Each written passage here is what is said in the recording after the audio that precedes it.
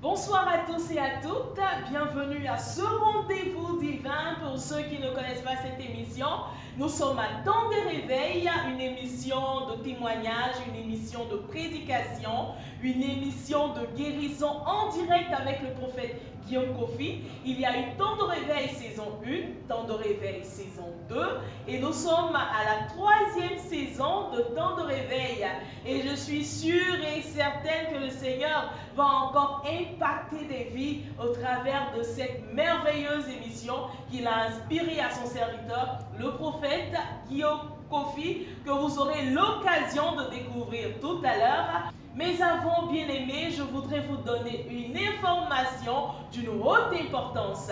Nous avons une grande veillée de prière organisée par le ministère Hope, l'idée par le prophète Guillaume Kofi, le vendredi 10 août 2018 à partir de 21h au Temple H de Bingerville, situé au quartier Plachon B. Pour toute personne qui voudrait s'y rendre, c'est simple, vous nous appelez au plus 225 78 18 12 29. Je reprends, plus 225 78 18 12 29 et nous allons vous donner toutes les informations concernant cette veillée de prière et comment vous y rendre. Bien-aimés, nous allons maintenant nous préparer dans l'adoration avant de recevoir le message. Je souhaite à chacun de vous une excellente soirée et que le Seigneur ne cesse de vous bénir au travers de cette merveilleuse émission. Restons connectés. Shalom chez vous. Je te loue, je t'adore, je te célèbre, roi de mon cœur. Je te loue, je t'adore, je te célèbre, roi de mon cœur. Emmanuel.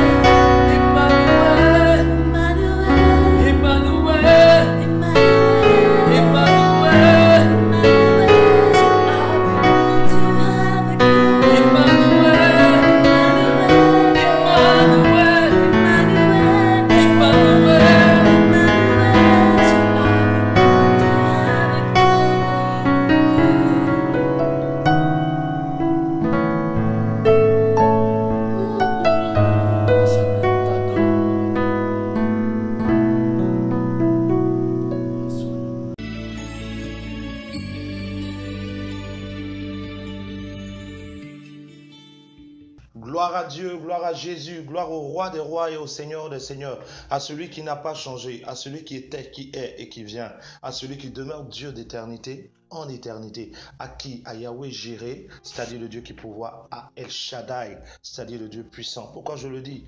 Parce que Dieu travaille encore aujourd'hui. Le monde d'aujourd'hui veut nous faire croire que Dieu n'existe plus. Le monde d'aujourd'hui veut nous faire oublier la grandeur, la souveraineté et la puissance de Dieu. Mais, toi et moi, nous savons que Jésus-Christ est vivant. La Bible déclare qu'il est ressuscité. Toi, tu n'étais pas là quand il est mort. Tu n'étais pas là quand il est ressuscité. Moi non plus. Mais nous avons la preuve que ce que la Bible dit est vrai. Pourquoi? Parce que nous voyons les actions de Dieu dans notre vie. Le monde peut nous faire croire que Dieu n'existe pas. Les télévisions, les médias peuvent dire des choses. Tout ce qui nous entoure peut vouloir nous faire croire que notre Dieu n'est pas le véritable. Mais nous savons que nous sommes dans le véritable, en Jésus-Christ de Nazareth. C'est lui le Dieu véritable, c'est lui la vie éternelle. Et c'est en son nom que nous prions maintenant. Ferme tes yeux chez toi et nous prions ensemble, au nom de Jésus. Père, au nom de Jésus, nous nous réjouissons d'être tes fils et tes filles. Nous nous réjouissons d'être cachés en toi. Nous savons que tu nous as mis à part pour impacter cette génération, à part pour révéler ton règne, ta puissance et ta gloire. Nous sommes une génération mise à part pour révéler que tu es vivant et nous le ferons parce que tu nous as donné l'onction pour le faire. Que la paix de Dieu soit sur nos destinées au nom de Jésus. Amen. Frères et sœurs, nous sommes ce peuple choisi de Dieu. Un peuple mis à part par Dieu, un peuple choisi pour des choses grandes et excellentes que Dieu a déjà prévues d'avance. Voici ce que le Saint-Esprit me met à cœur pour ce soir. Voici ce que l'Esprit de Dieu imprime dans mon esprit. C'est un exemple qui doit te parler avant que nous ne parlions dans la profondeur. Si vous prenez un chien qui a été bien éduqué, et bien dressé. Vous savez qu'il y a des gens qui dressent les chiens et leur apprennent à sauter, on apprend au chien à danser et tout ça. Un chien bien éduqué, bien dressé, peut arriver à s'asseoir à table et faire comme s'il mange à table. Mais un chien qui mange à table, même s'il arrive à s'asseoir comme un homme, demeure un chien. Mais vous savez aussi qu'il y a des hommes qui ont été frappés de malédiction ou de maladie et qui sont, on va dire, malades mentales. Il y a des gens qui ont ce problème-là de maladie mentale et qui mangent dans les poubelles. Pourtant, en général, ce sont les chiens qui sont dans les poubelles et les hommes à table. Mais si un chien est bien éduqué et qui va à table, il reste un chien à table. Si un homme est frappé d'une maladie mentale et qui mange dans des poubelles, c'est quand même un homme qui mange dans les poubelles. Ça veut dire quoi? Que l'état dans lequel tu te trouves n'enlève pas ta nature. La nature que tu as reçue demeure, quelle que soit la circonstance qui semble s'attacher à toi. Et je viens te parler de cela ce soir. Parce que notre adversaire, le diable, rôde. Il rôde comment? Cherchant qui dévorer. La Bible déclare, votre adversaire, le diable, rôde, cherchant qui dévorer, résistez-lui ferme dans la foi. Pourquoi est-ce que l'apôtre Pierre dit de résister au diable dans la foi? Parce que seule la foi peut garder l'élu. Je répète cette phrase. Seule la foi peut garder l'élu. Ça veut dire que dans l'ensemble de tous ceux qui disent aimer Dieu, il y a plusieurs qui sont disqualifiés à cause du fait qu'ils ne sont pas prêts à avancer dans la sincérité avec Dieu. La Bible dit ceci, il y a beaucoup d'appelés, mais peu d'élus. Toute la terre est appelée à être sauvée. Toute la terre est appelée à devenir enfant de Dieu, selon le livre de Jean, chapitre 1, verset 12. À tous ceux qui l'ont reçu, à ceux qui croient en son nom, la parole donne le pouvoir de devenir enfant de Dieu. Donc, tous ceux qui reçoivent la parole et qui appliquent cette parole, c'est-à-dire la repentance, le baptême et tout ça, deviennent enfants de Dieu. Le salut n'est pas réservé aux Juifs. Le salut n'est pas réservé aux Blancs, aux Noirs, aux jaunes ou aux verts. Mais le salut est pour quiconque croit. Dans le livre de Jean 3, verset 16, tu connais bien ce passage, la Bible déclare, car Dieu a tant aimé le monde qu'il a donné son Fils. On ne dit pas que Dieu a aimé les Baoulés, les Agnis, les Congolais, non, il a aimé le monde. Donc, tout le monde peut devenir enfant de Dieu. Tout le monde peut être élu. Mais tout le monde n'est pas élu.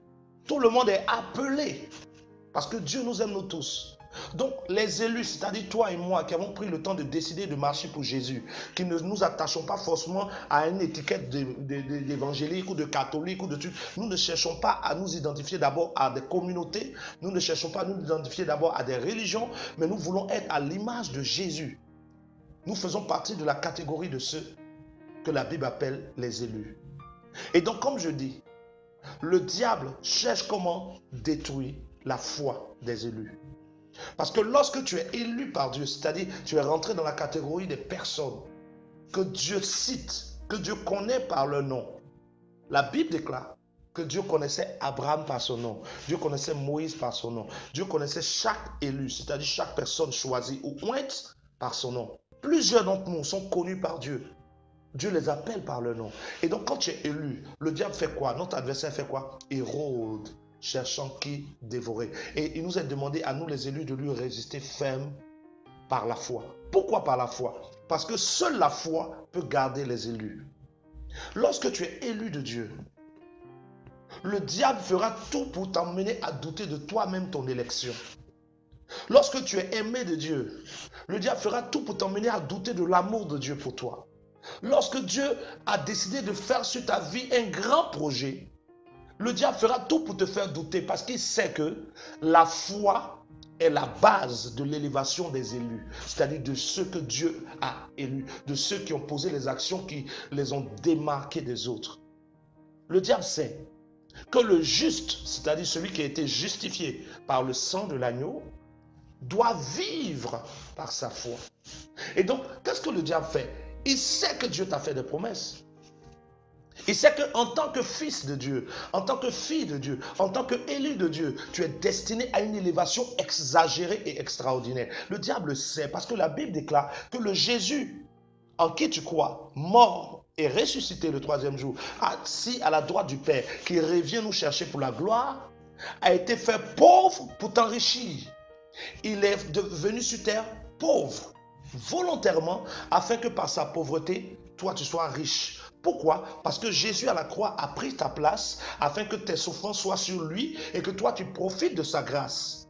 Il s'est fait pauvre à ta place, il a pris ta pauvreté pour que toi tu reçoives la richesse. Il a pris tes infirmités et tes maladies pour que toi tu sois guéri. Donc le diable sait qu'il y a un héritage de gloire qui est posé pour toi et pour moi. La Bible déclare que nous sommes les héritiers de Christ.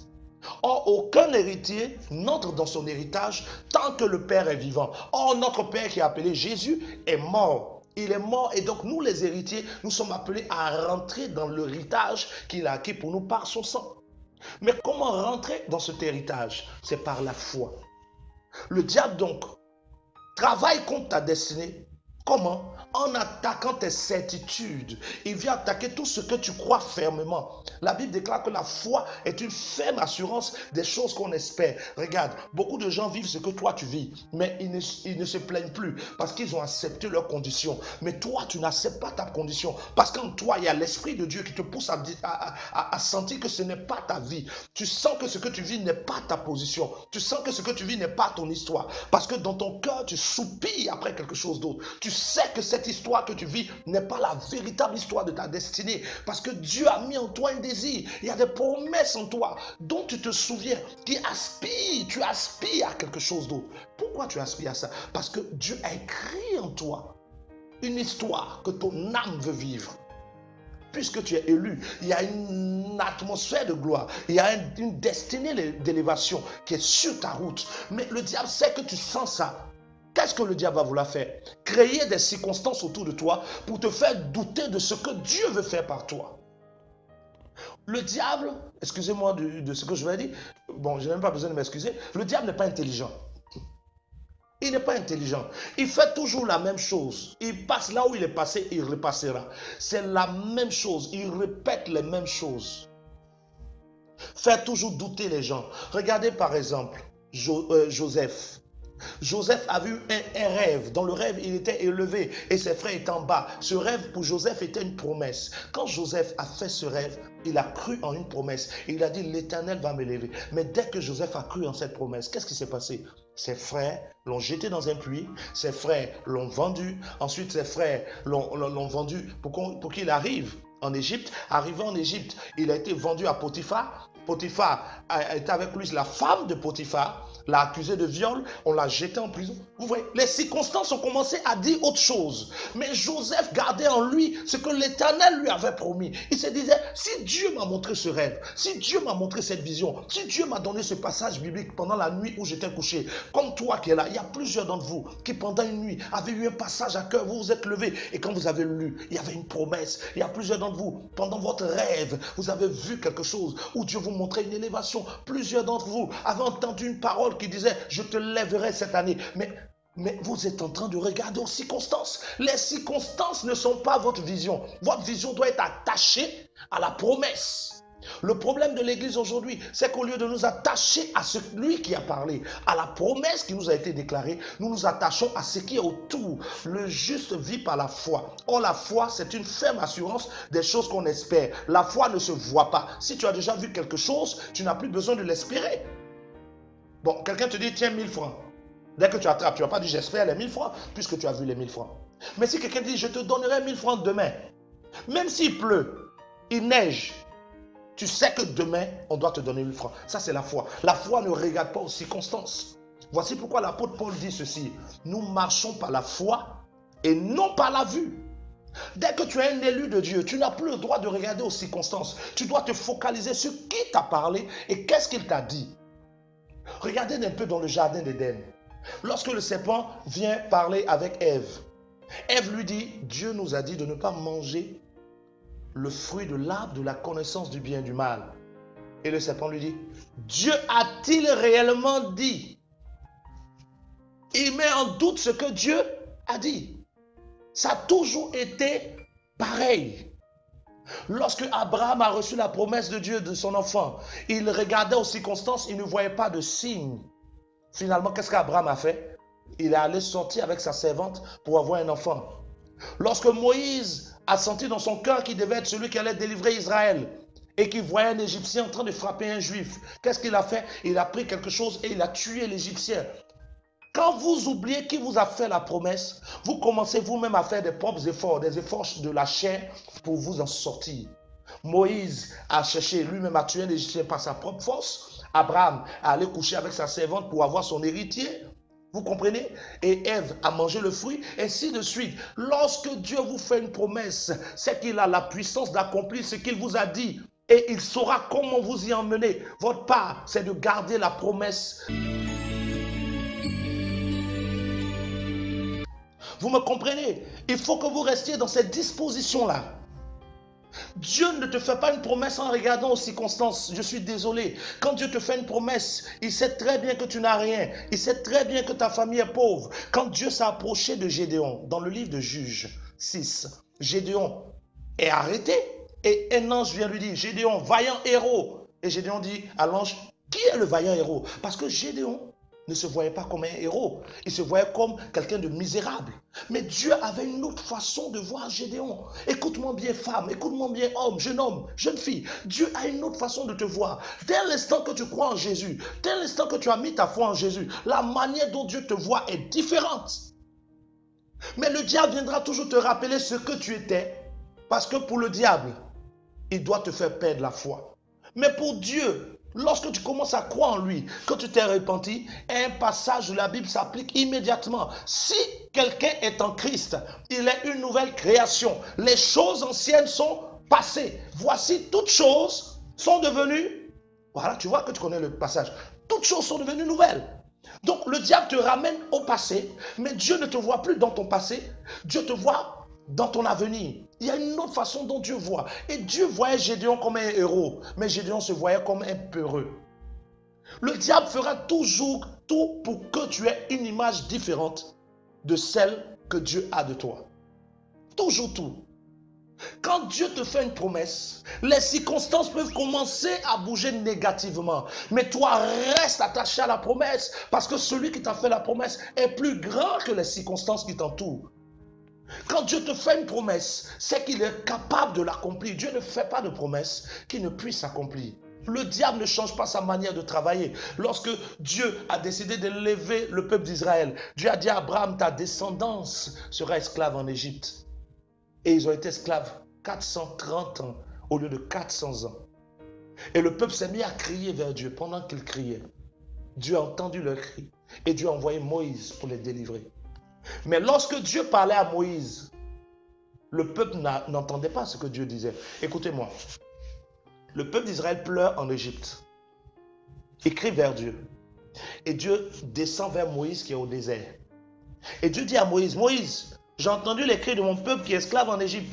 Je suis descendu vers eux. À qui Dieu parle? À Moïse. Est-ce que le peuple qui pleure là-bas entend? Non, ils n'entendent pas. Mais Dieu est déjà en train de donner un exaucement quelque part pour eux. De la même manière, Dieu est en train d'apporter un exaucement pour toi quelque part. Arrête de douter. Arrête de continuer de dire, non, Dieu m'a abandonné. Je n'ai personne. Si tu n'as personne devant toi, si tu n'as personne à gauche, personne à droite, personne derrière toi, personne en dessous, souviens-toi au moins que tu as quelqu'un au-dessus. Dieu est assis sur son trône et il règne. La Bible déclare dans le livre d'Ésaïe, l'année, et c'est Ésaïe qui parle, il dit l'année de la mort du roi Osias, je vis l'Éternel assis sur un trône élevé. Qui est assis? L'Éternel. Qui est l'Éternel? Il est ton Père. Qui t'a fait la promesse? L'Éternel. Qui t'a dit qu'il va te bénir? C'est l'Éternel. Qui est mort pour toi? C'est Jésus, venu se manifester en chair. Dieu manifesté en chair, venu mourir pour toi. Il est assis sur un trône. Il fait quoi sur ce trône? Il est en train de s'amuser? Non, il règne et il façonne une histoire pour toi. Dieu est descendu vers Moïse et dit à Moïse, je veux délivrer le peuple qui crie. Le peuple n'entend pas. Mais Dieu est déjà en train de parler du peuple. Comme toi, actuellement, tu n'entends pas. Mais Dieu a déjà libéré une parole pour toi dans le spirituel. Et Dieu s'apprête à te faire rencontrer les personnes qui doivent t'aider. Prépare-toi, parce qu'il y a un témoignage qui est en route. Écoute-moi bien. Le Dieu que tu pries est le Dieu qui aime les situations impossibles. Waouh, si tu pouvais comprendre ça, ta situation allait arrêter, tu allais arrêter de pleurer pour cette situation. La Bible dit dans le livre de Genèse 1, à partir du verset 1, au commencement, Dieu créa les cieux et la terre. La terre était comment? Belle, très belle. Non, la terre était informe et vide. Il y avait des ténèbres à la surface de l'abîme et l'Esprit de Dieu se trouvait là. Dieu se trouve toujours là où il y a quelque chose d'informe. Dieu se trouve toujours là où il y a quelque chose de vide. Dieu se trouve toujours là où il y a quelque chose de faible. Dieu se trouve toujours là où il y a quelqu'un qui n'a pas de force. La Bible déclare que c'est lorsque nous sommes faibles que Dieu montre sa force.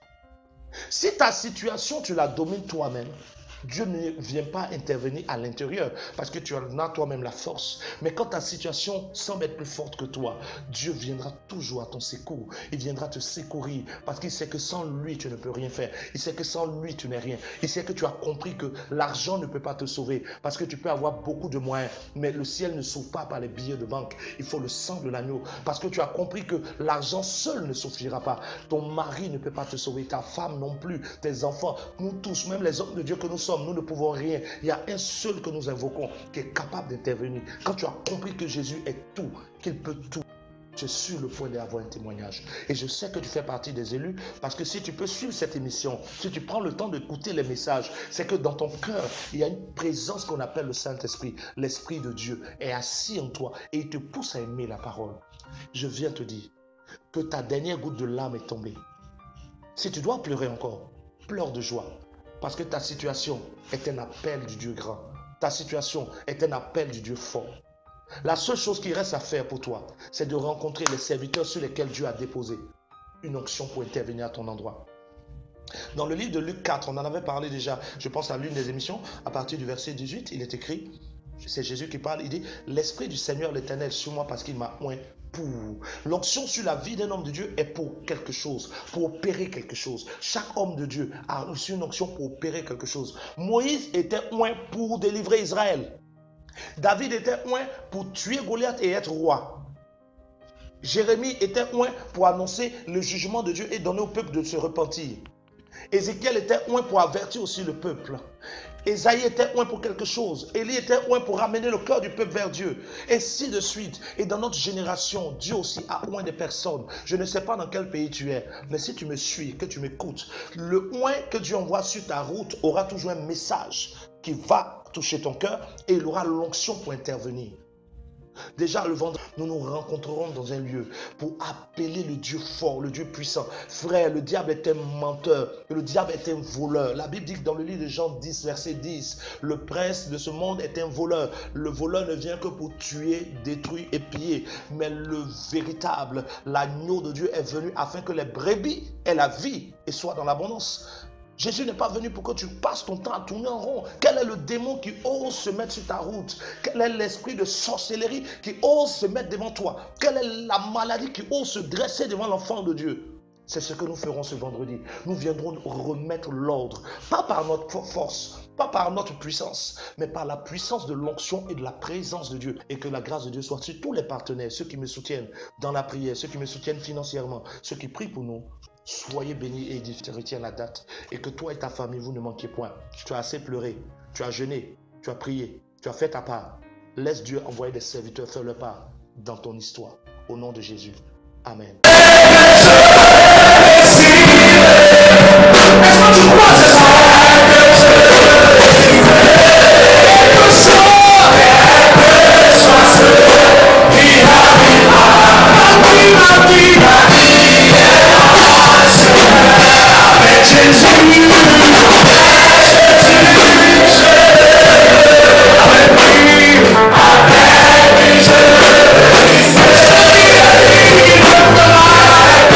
Vous avez été béni par ce message, vous voulez rentrer en contact avec le prophète Guillaume Kofi, vous nous appelez au plus 225 78 18 12 29.